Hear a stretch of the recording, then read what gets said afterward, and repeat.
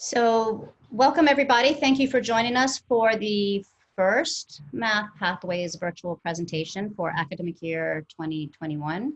We are so excited to have Dr. Stephanie Kelly join us from North Carolina A&T, and of course the always wonderful Corey Redd, who is Math Pathways co-chair. And I am going to turn it over to Dr. Redd to kick this off. All right, thank you, Michelle. And I wanted to welcome everybody to our presentation on some of the activities that we're doing here at North Carolina A&T. Michelle's already given us, I guess, our introductions, but I was going to start with kind of a brief one. You might see down there that it says Thomas Redd. I typically will go by Corey. I am an associate professor and associate chair of the math department here at A&T. I'm also one of the co-chairs for the System Pathways Task Force. So, and then I act as one of the campus leads here at A&T. So let's see, I've been on the task force for the last 3 years. Stephanie? So I am also an associate professor at A&T. I'm in the Department of Business Information Systems and Analytics, where I work with the data communication courses. And I have been the QEP director at A&T for the last year. I was the co-director briefly before that, working with Corey before we had to split duties so that one of us could do pathways and one of us could do QEP. All right. Let's see. So thank you. Where are we? All right, so we're ready for next slide. All right, so we just wanted to start by giving a kind of a quick view of how the different objectives for the two initiatives. So the Quality Enhancement Plan, the QEP, it's a really important part of the SACS accreditation process. I think many of you are probably familiar with it, but just in case you're not, it involves using an ongoing and comprehensive evaluative process to engage the campus and the stakeholders to determine what's going to be assessed and to attempt to improve that item over a 5-year cycle. Typically, it can target just about anything that the stakeholders identify as an area of need, but it's supposed to be a very focused endeavor, and it needs to have resources committed to it and have some assessment plan associated with it. The big item that came up for us is that it cannot be a part of a pre-existing initiative. We were informed that one of the ways that people will fail the QEP is, and ultimately, I guess, the accreditation process, is that they tried to roll it into some pre-existing initiative or something else that they were doing. On the other hand, for Math Pathways, it's part of this initiative that's taking place across the nation, and North Carolina definitely jumped in to start looking at it. And we wanted to rethink how students progress through their math courses of study. So a lot of you are very familiar with our UNC Math Pathways Task Force, but it's focused on, in the event that you aren't, it's focused on taking a holistic look at all of the different factors that might impede a student in their progression through their math courses of study. We're supported by the Dana Center at UT Austin and the great folks there. And one of the big things that we need to emphasize is that it's not just about curriculum, but about all of the many facets that go into a student's academic road as they're trying to navigate through their math courses of study. Where the QEP could be about anything, but ultimately you should be focused at the end of the day, Math Pathways casts a wide net and embraces all of the great many issues that impact a student. One way of looking at it is that Pathways kind of starts in the math department and works out and expands scope, while the QEP starts with the greater community and works its way in, narrowing its focus. Steph? Oh, there we go. So the way we were operating, because we ended up with this really interesting situation because both activities ended up focusing on improving outcomes for students in their classes and in a very particular discipline, in their math classes. But we weren't really allowed to work together. So we adopted this philosophy of cooperation without collaboration. We're going to be looking at a lot of the same data and asking a lot of the similar questions. So we don't want to reinvent the wheel or start bombarding our institutional research area with the same requests. So we wanted to be smart about it, but at the same time, the QEP couldn't be derivative from math pathways. And we didn't want to give the perception that it was. So we had to be really careful about that. A big part of that was that we did a lot of sharing of data, and we would have discussions. It was really more about I needed to know the direction she was working on so that I could make sure that we didn't do anything that would impede or cause problems for it. Luckily for me, Dr. Kelly was a fantastic colleague to work with, and we were able to find a lot of common ground and operating rules really quickly and really easily. And I think that it ended up working out pretty well. So based on that, I'm going to go ahead and hand things off to Dr. Kelly, who will talk to you about our QEP development process. And he's right. Having these two initiatives work together was really useful because, as he said, the QEP has to come from the data. You let the data from the institution and from other sources guide you as to what the biggest issue on your campus is that directly impacts student learning and student success. And then based upon that data, you go out into the campus community and you let all stakeholders inform how that issue is handled. So when we were able to talk to the community, were able to be informed not just by our institutional data from our Office of Strategic Planning Institutional Effectiveness, but the math pathways data that shows us how our students were performing in general education mathematics as juxtaposed to the rest of the system, the nation as a whole. Specifically for institutional data, we looked at how general education math performance related to retention and progression throughout a degree. We looked at how these different data broke down by demographic information. We looked at how performance in general education math courses predicted performance throughout the rest of a student's degree, particularly in their quantitative courses. And we also looked at gapping. Now, how do students do if they take their first general education math course first semester freshman year, their next course, not the next semester, but later down the line? How does that affect their performance in that secondary course, but also in the rest of the quantitative courses throughout their degree? We also had focus group data from students enrolled in general education math courses, as well as the entire math department that was hosted by the Center for Academic Excellence, and we had survey data that we could look at. So when we went to the campus community, we were able to say that we know general education mathematics is the biggest bottleneck because at our target semester, 33% of our students were earning a D or an F or withdrawing from those general education courses. Now these courses, there is a series of courses that students take according to their major. We have a pathway for students who are in the fine arts. We have pathways for STEM. We have pathways for business and agriculture. So there are at least a couple of classes that students take in Gen Ed Math that is prescribed to them by their degree. Now, the math department does an absolutely wonderful job of offering these general education courses in a variety of platforms and teaching styles so that students can get their learning needs met. They do the traditional lecture, they do flipped classrooms, they do online, they do lecture lab format, they do a group-based collaborative learning model called Scale Up. They have emporium models where students can do self-paced learning modules on the computer with the assistance of a TA or a faculty. So however a student learns math, our math faculty make sure that there is a format offered that would better work with their learning needs. And with all these different platforms, all these different modes of delivery, the math faculty serve roughly 2,800 students per semester in these courses alone, not counting their upper division students in their own major or their master students or their PhD students. So that's a lot of students that they serve every semester and do a very good job serving them in a variety of ways.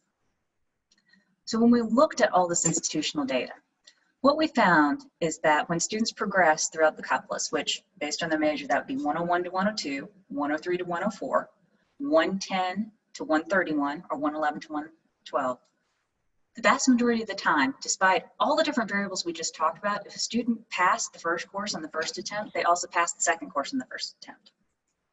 So that means that no matter what format they took the class in, no matter who their teacher was, no matter any of their demographic data, if they passed the first Gen Ed math course on the first attempt, they also passed the second, even if they switched up all those variables. What we also found was that 98% of the time, the students that failed the first course and had to repeat it were the students that failed the second course and had to repeat it. And in fact, those students that failed both of those courses on the first attempt are typically the ones that we lost, that we did not retain into their sophomore year or lost as they progressed. And not just that, but their performance in general education mathematics was following them throughout their entire career if they stayed. There was a correlation of 0.52 between how students performed in general education math courses that were prerequisites for courses in their majors. So when they come in their freshman year, first semester, we're finding that these gen ed courses have a substantive impact, not just in predicting their matriculation, but also in their ability to be successful. So what do we do when there's no theme, when there's no pattern whatsoever that predicts student success or student failure? You have to go to other resources. Well, fortunately, we had the data from these focus groups from the math faculty, and they did provide some insight as to where to start looking.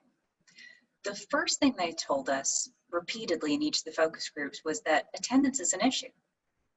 This sounds common sense, but they said the students who show up to class regularly always pass. And the students who do not show up to class regularly, they're the ones that do not pass. They also talked about the issue of retention. Students need a lot of repeat and refreshers at the beginning of the second course, no matter how well they did in the first course or how recently they took it. It's almost as though there's a data dump phase that happens in the break between courses.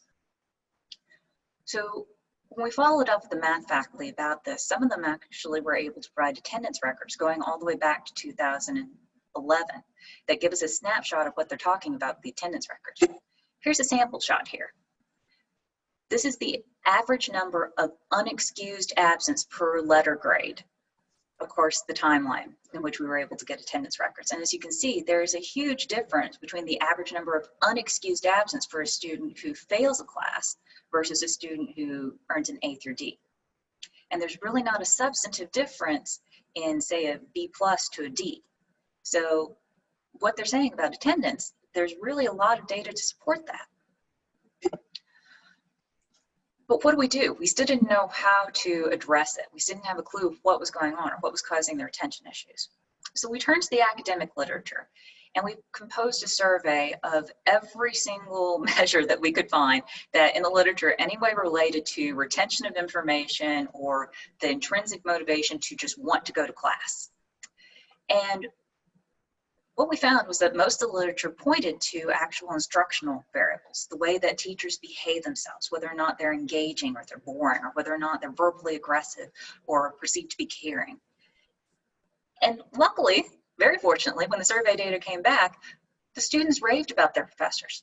They said that they were far above average in all the good qualities and far below average in all the bad qualities. But what stood out is in the assessment of goal orientation. Goal orientation is that competitive force in your motivation, when specifically in a learning environment, where you decide whether or not your goal with the course or with the subject matter is to really comprehend it or to complete it and get it over with. And we found that across the board, no matter what a student's major was, didn't matter if they were a fine arts major or an engineering major, our students' goal was to complete the class, not to actually learn the material.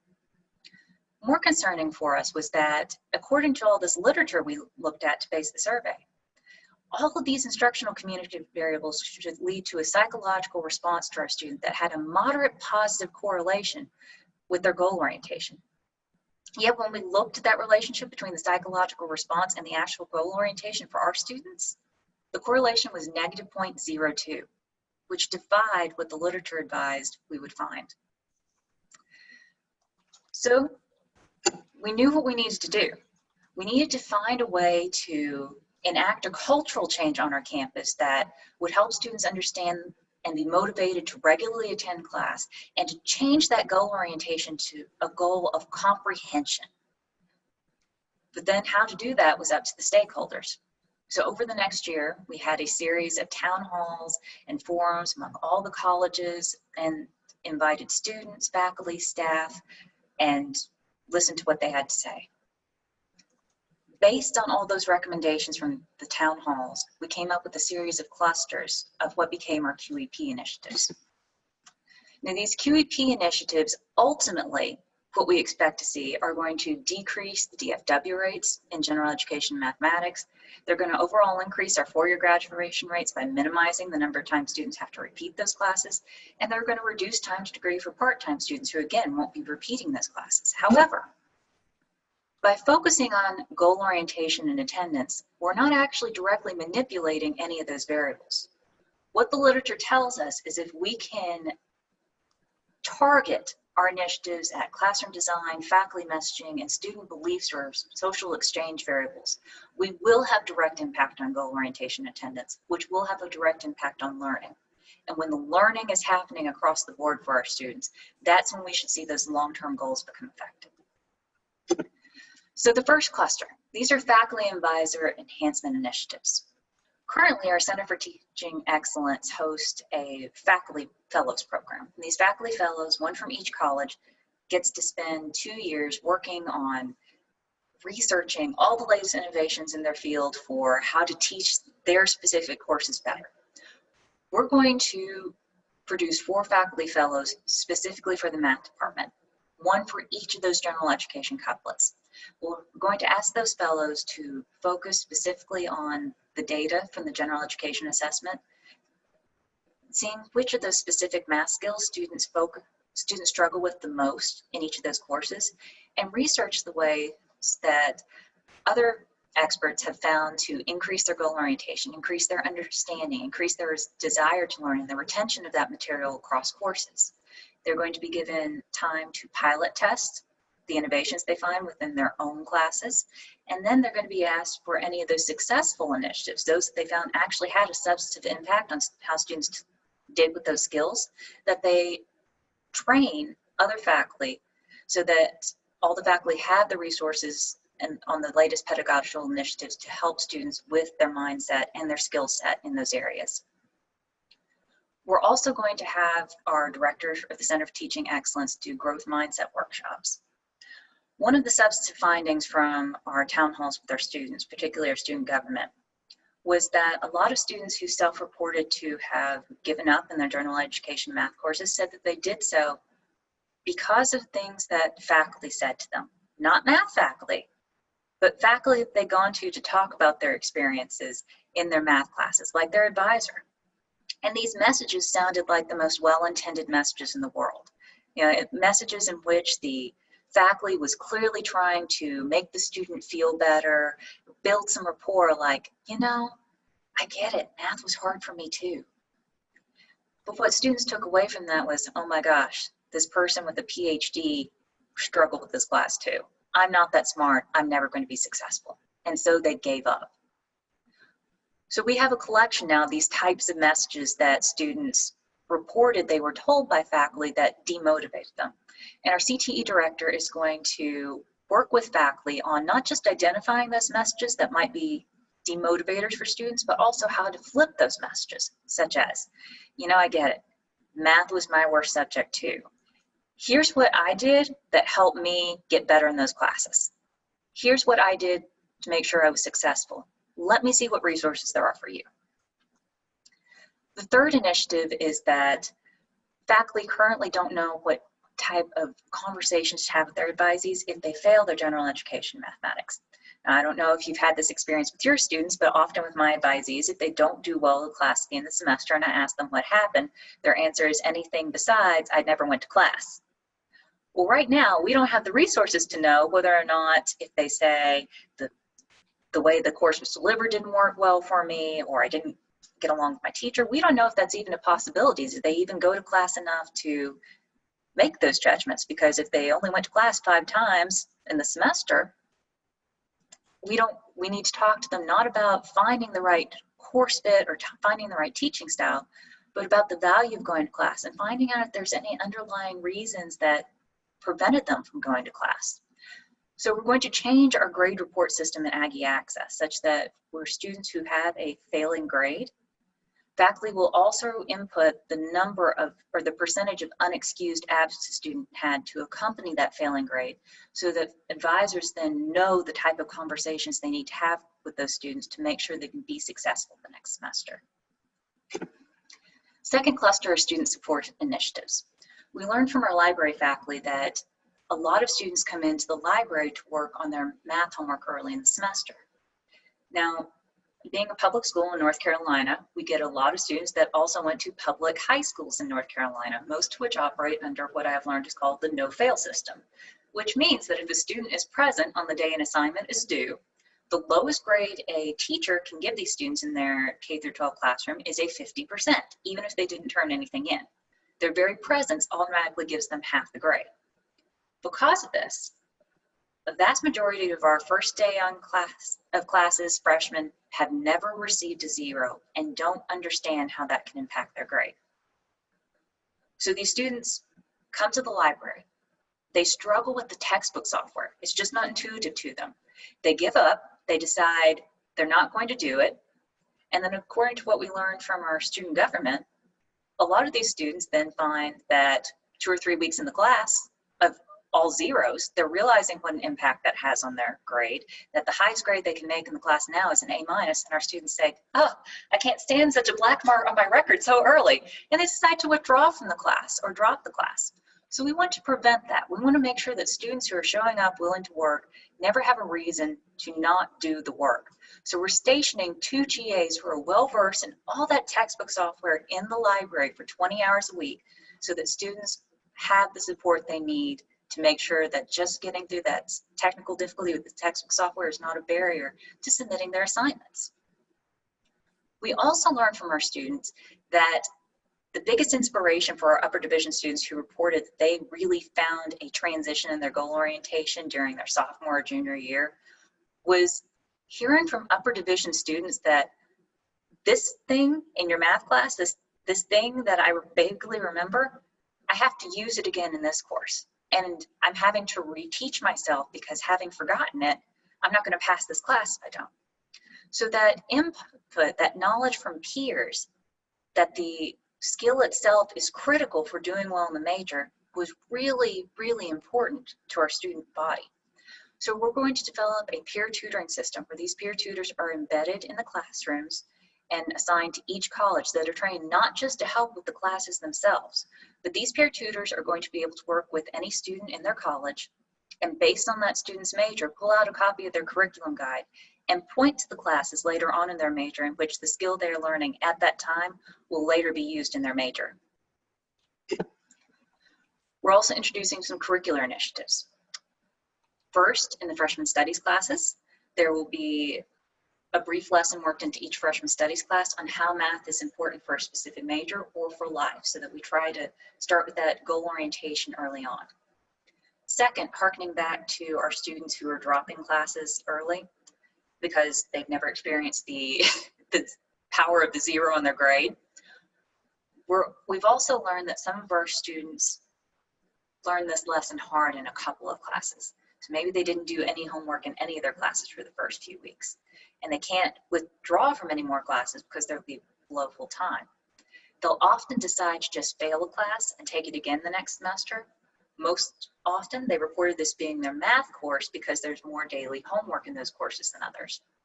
So because of that, we have students self-reporting that they chose to fail their math class and because they know they can repeat it and erase the grade and just do well in their other classes.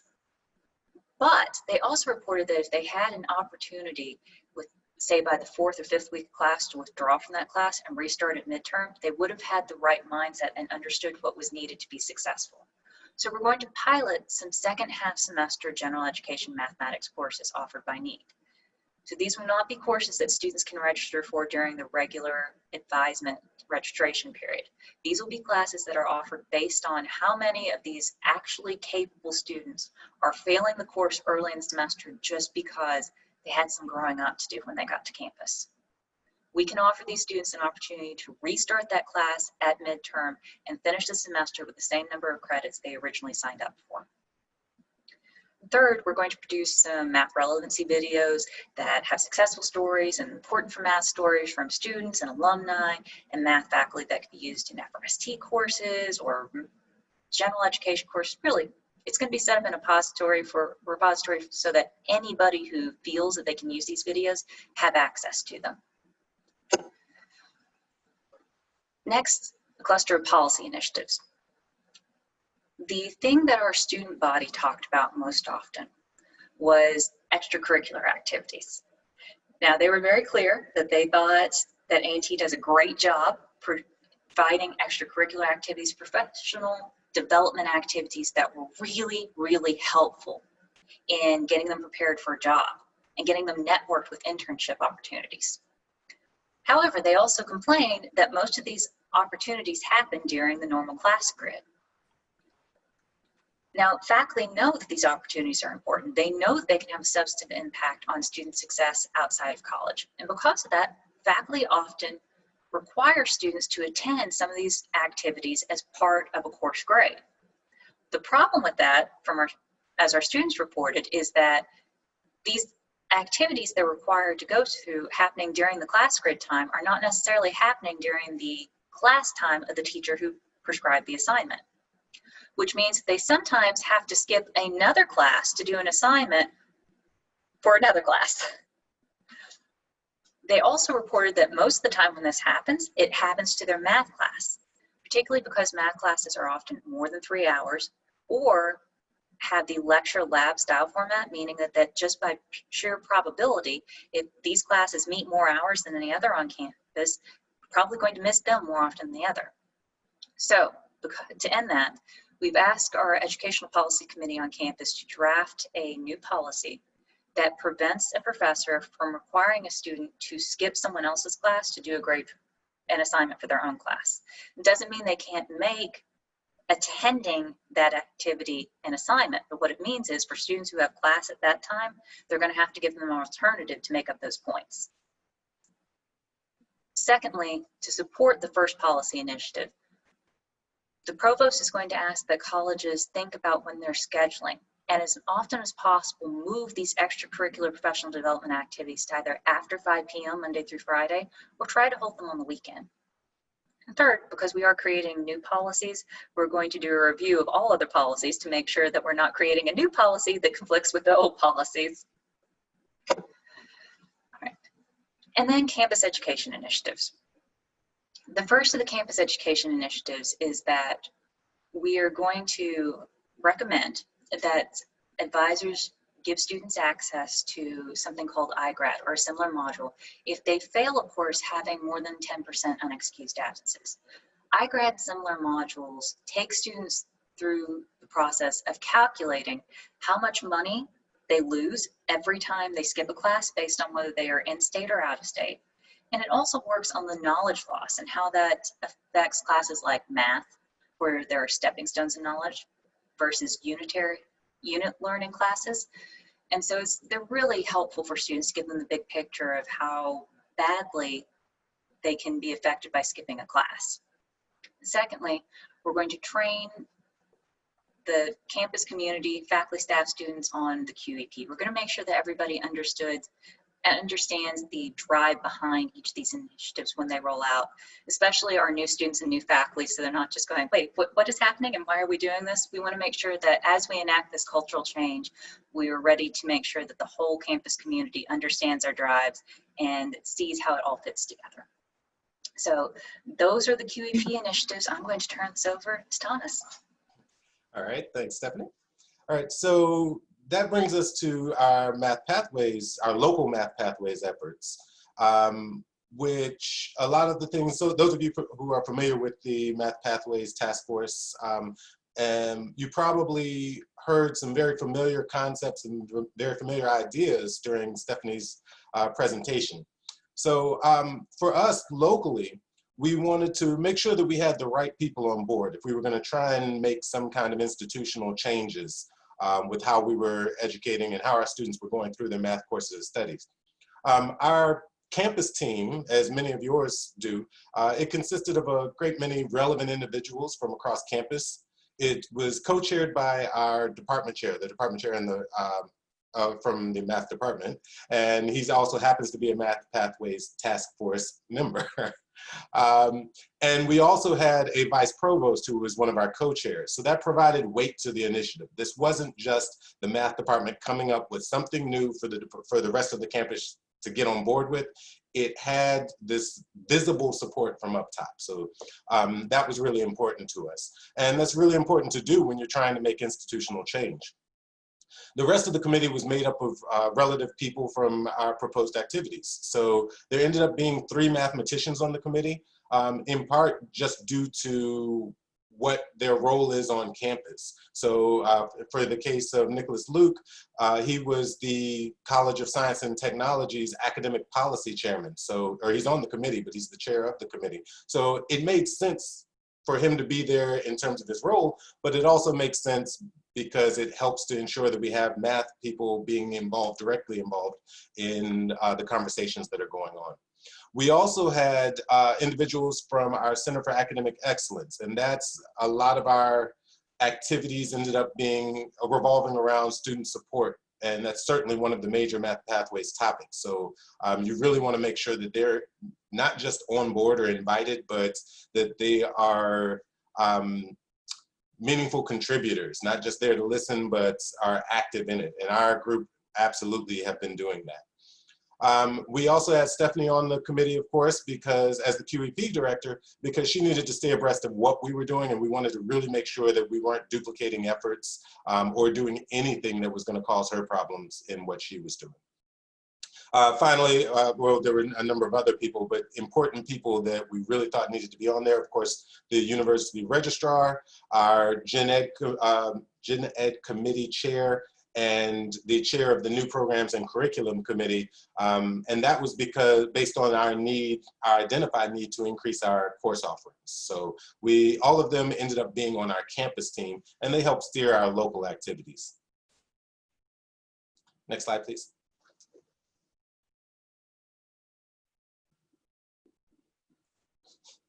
Thanks. So this is just a snapshot of our letter of commitment. All of the institutions in the system had these letters and signed off on these letters. And it's what we agreed on locally to focus on. So this is really the institutionally selective elements. Of course, we all signed on for the common elements.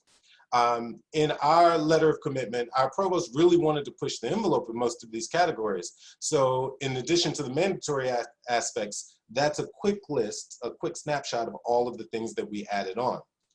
Now, one thing you may or may not recall from Stephanie's earlier data, in the design, we saw that there was an overall 67% passing rate that's kind of in there already, but that rate includes repeaters. And so what we want to do is trying to make sure that we have that 67 passing rate on first attempts for our students. So that's what how our target has been modified. It's the one that we modified from the list. Everything else we pretty much adopted as they were listed there.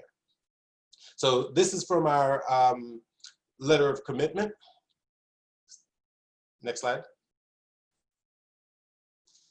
And then this is just a quick snapshot of the QEP activities that Stephanie just talked about and how they fit. Now remember, she developed all of these separately, but that doesn't mean that they don't match up and align with activities that would be appropriate for Math Pathways. So these are the categories that they fall under relative to our letters of commitment. So for instance, creating the CTE Math Faculty Fellows, that's part of the faculty staff development. And then there's a number of things that were in student support programs you see at the bottom. And based on that, once they identified those areas, we kind of shied away from them and looked at some of the other areas for our actual Math Pathways development efforts that originated with the task force, I guess, with our local task force. Next.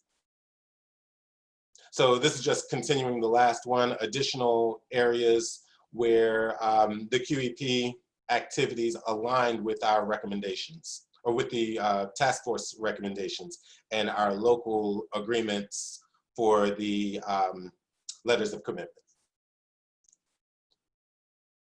All right, so this just gives us kind of a snapshot on where we are based on those letters of commitments, all of the different activities. So that we have our category, and there were 3 things that we selected in under the placement category. That's what we're seeing there. Out of the total number that were there, I think there were 3 for placement. We didn't select every item in each category, but of the ones that we did select, that's what you see here. And it's a quick list of our activity response relative to pathways. If it was an activity that was really more connected with the QEP, that you'll see that in the parentheses afterwards. So you can see under student support programs, a lot of what we're doing for pathways or what we're aligning with it came from the work that QEP was doing. Our focus in pathways so far has really been around curriculum issues. So if you look at placement, our activity response, that's 107 and 108, well, we wanted to create some new quantitative reasoning courses to provide students an option to get through, to satisfy their gen ed requirements that weren't strictly algebra based. We found that when we looked, you'll see in a little bit in a future slide, actually on the next slide, that everyone else in the system had multiple options for students. And when we looked at what we had, we only had algebra and trig options for every major. So the first and foremost, the biggest thing we needed to do was to improve our course offerings. And so that's what we did.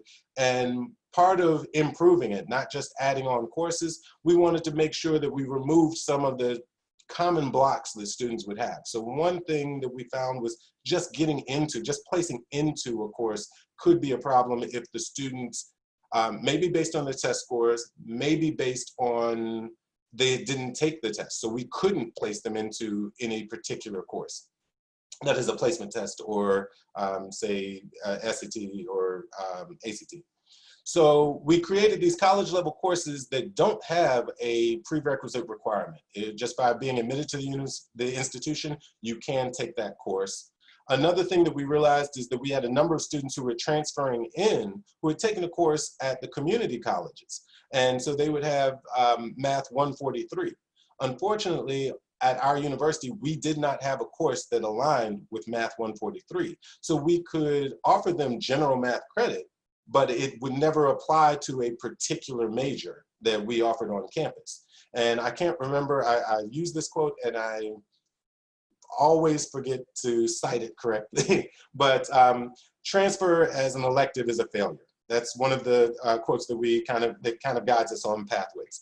Students don't have a problem filling out their free electives. They can find courses to do that. What they have a problem doing is satisfying math requirements. So we want to make sure that students who are coming in are able to transfer in a course that actually goes towards their courses of study.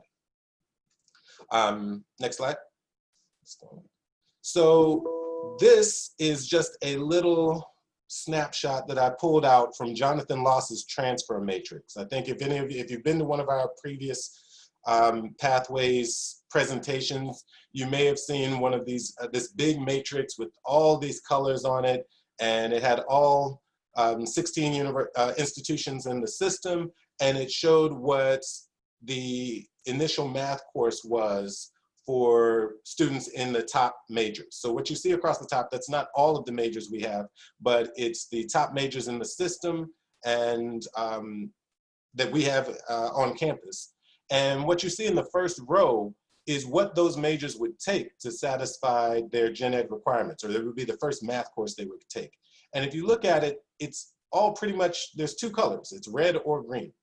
And if you dive a little deeper, all of the red corresponds to some college algebra and trig option.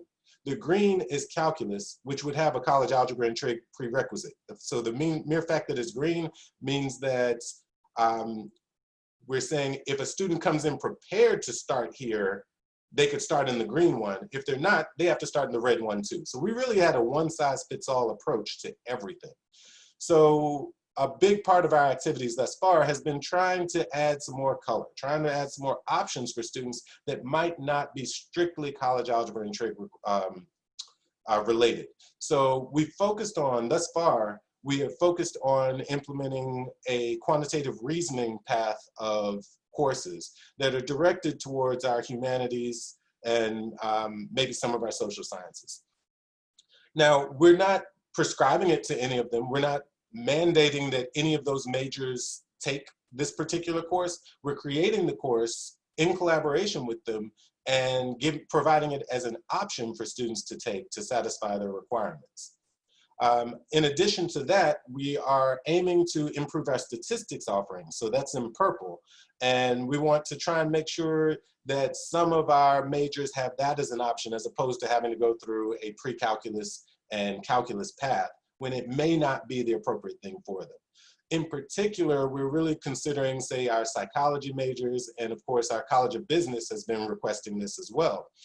So it's really beneficial that Dr. Kelly has been on board and been available for us to help make the connections, but also to help guide our process as well. Next slide. So just a quick glimpse at the course that we, two of the courses that we've created thus far in terms of improving our selections. The quantitative reasoning, we opted for a 2-course sequence, but, I say 2-course sequence. There are 2 courses, but there's not a sequence. One of the problems that we believe students have is that they need, say, 101 and 102. This would be a college algebra path. But if they can't get through the first one, they can't get to the second one. So if you've got multiple tries at the first one and multiple tries at the second one, we've got all sorts of problems. Here, what we're doing is we created 2 quantitative reasoning courses that were non-sequential, meaning you could take them in any order. You could take the 108 before 107, 107 before 108. You could go from here, and if your department had another class like logic that satisfied it, you could do that. So we wanted to try and provide as much flexibility as possible when we were creating these classes. The other thing we needed to do in terms of motivation was we needed to have a class to provide credit for Math 143 from the community college system. Again, as I said earlier, before we would just have general credit. Now, as departments adopt this course, students will be able to transfer it in and it will satisfy their requirements for graduation. So it's gonna save students money, it's gonna save them time, it's gonna be a win-win for everybody who's involved. Next slide. Yep. So this slide, I kind of touched on a lot of these ideas, but in creating the 2 courses, so one is Math 107, and that looked at mathematics for at a more of a local level versus 108, looking at larger scale, the global level. I said that they were going to be non-sequential. Another big thing, we wanted to try and tie into as many initiatives that are going on in the state as possible. At the time, a big initiative was the Open Education NC, Open Education North Carolina initiative, and it was directed to trying to decrease costs for students, and doing that by using open educational resources, or basically free textbooks, PDFs, etc. So we made sure that these 2 courses were based on an open textbook. This sequence is a terminal sequence. It's not a pathway to calculus, so it's very specific and prescribed for, though any department can adopt it, we always make sure to convey the intent of these courses so that everyone can make informed decisions about whether or not they want to take these courses on. As I mentioned earlier, they're going to be aligned with Math 143, and there's no college level prerequisite. So in our minds, when we were developing the course, we were targeting non-STEM, non-nursing, non-business majors. And outside of that, of course, anybody can adopt it, but we try to make sure that everybody understands who we're targeting with these courses. So once we've spent the last year getting the courses approved, both as a course, and we piloted the courses, we got it approved as a course, and then we needed to run it through the Gen Ed process so that it got credit for Gen Ed. That just recently completed over the summer.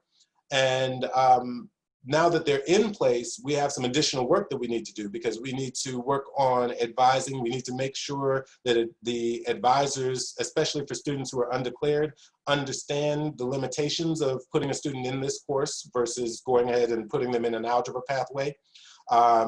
So we need to make sure that they're aware of that.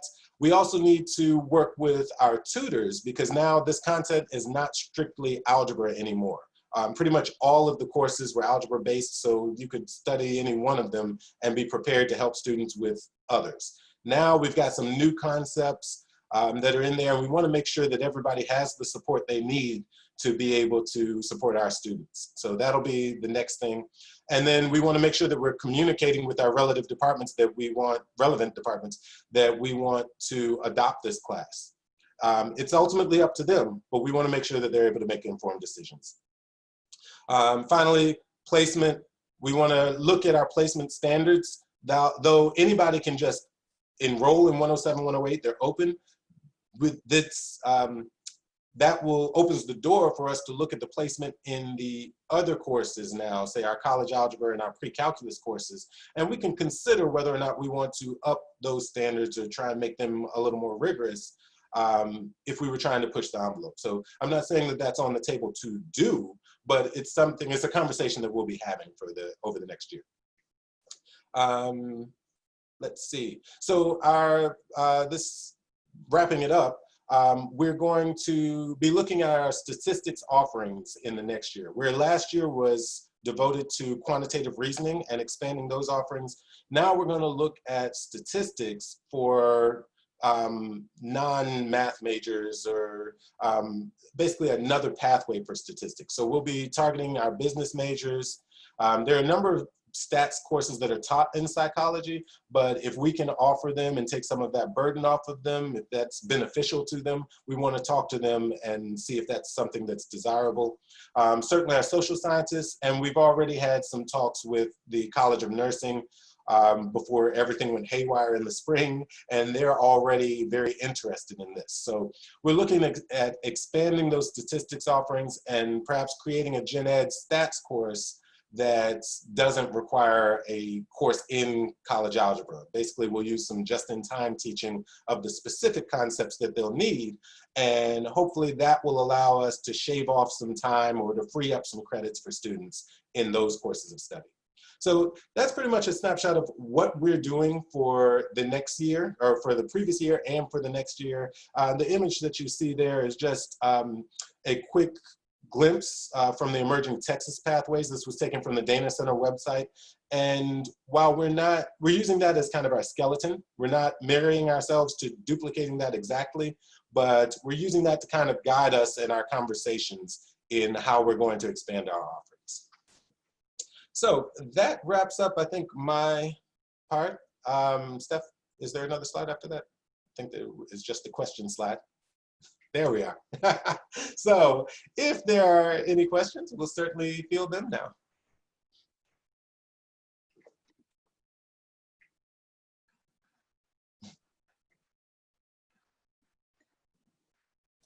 Apologies, I learned there was delay between me hitting next slide and the next slide appearing. Not a problem. This is Elise Demeter at UNC Charlotte. I have a question. This may be more for you, Stephanie, but Thomas, you may have thoughts as well. I loved all of the aspects of your QEP. I work in our Office of Assessment and Accreditation and do a lot of culture change work there. But my training is in cognitive neuroscience. So you're talking about cognitive effort and motivation and putting those pieces together to help people achieve a goal. I was like, yes, yes, yes, yes, yes, this is wonderful. So I was curious if, and this may be beyond the scope of your QEP, but maybe an institutional effort that's going on in parallel. It seemed like a lot of your QEP efforts were targeting students who had already experienced a major stumbling block, i.e. failing a course, and you were tagging it because, in part because perhaps they had missed many classes and had poor attendance in the course. And I know you had some options for students who were withdrawing to kind of get back into the stream as well. I was curious if you had any kind of like early alert mechanisms to give students really fast and timely feedback about things like their attendance relative towards expectations or norms of attendance in the class or norms of attendance for successful students. And I know that really fast, tailored feedback is really important to get people to increase their motivation in a quick manner to reach that kind of end goal. Yeah, absolutely. That's a great question. Our Center for Academic Excellence, which is actually the same group that did the focus groups we were allowed to use, they have an early alert system, and they are every semester refining it, making it better, making it so that faculty can give more details, so that more stakeholders who are really invested in this particular student on campus can see those alerts and reach out. And so it's an evolving process, but we absolutely agree with you. That's critical to have that early feedback for them. Hi, Stephanie and Elise. This is Dawn. I'm actually in the center. Hey, Dawn. Hi there. So, at least to answer your question, we do, like Stephanie said, we do have an early alert system. It's called Grades First. And the students, based on the population, they actually get 2 to 3 alerts a semester. The first alert that they receive is one that's based specifically on their attendance for the classes. The second one gives a little bit more detail with regard to the attendance and also their performance in the class. And the third one is for if you're an athlete. So yeah, we do have that specific early alert information that the students receive to give them the opportunity to get it right, quote unquote, before something goes awry.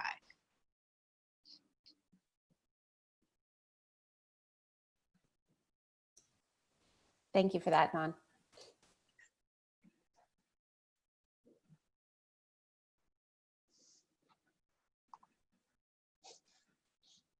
All right, other questions?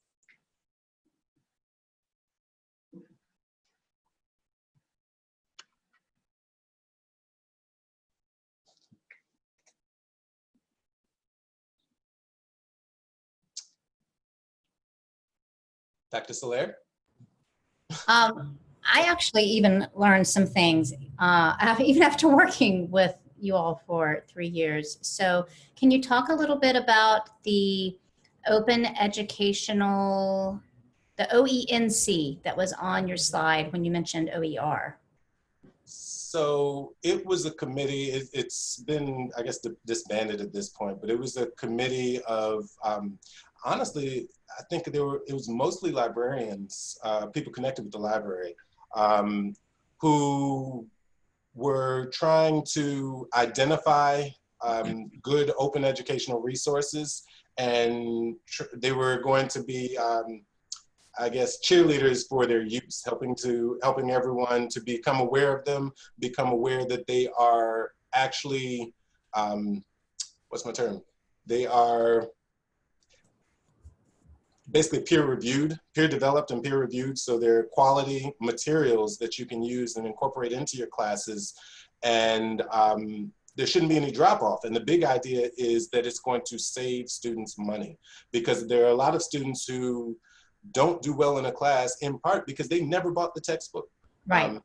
They could check it out from the library perhaps, but the library doesn't keep that many copies, and there are not that many students may be doing that.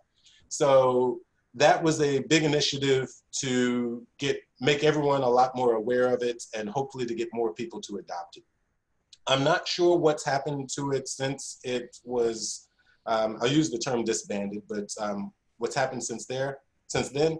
But Will Cross was one of the major, Will Cross is a librarian from NC State, and he was a major participant in it. So if anyone wants to know more about that, you can certainly reach out. I will say that I think some of the fallout from, no, maybe not fallout, we'll say some of the fallout from it is in developing all of our resources, our distance learning resources and content collections. Many of you I think are familiar with that, but I guess I should step back and say over the summer, a number of content collections were developed at the system level and put out so that instructors would have materials to incorporate into their classes for distance learning. And so kind of a fallout for this is that a lot of those materials ended up being OERs because they were easily accessible, they were quality, and they were free. So we based a lot of courses on that. Thanks. We will try to get that band back together with our next OER project. That would be cool. Are there any other questions? I know we got started late, but we're right at the hour.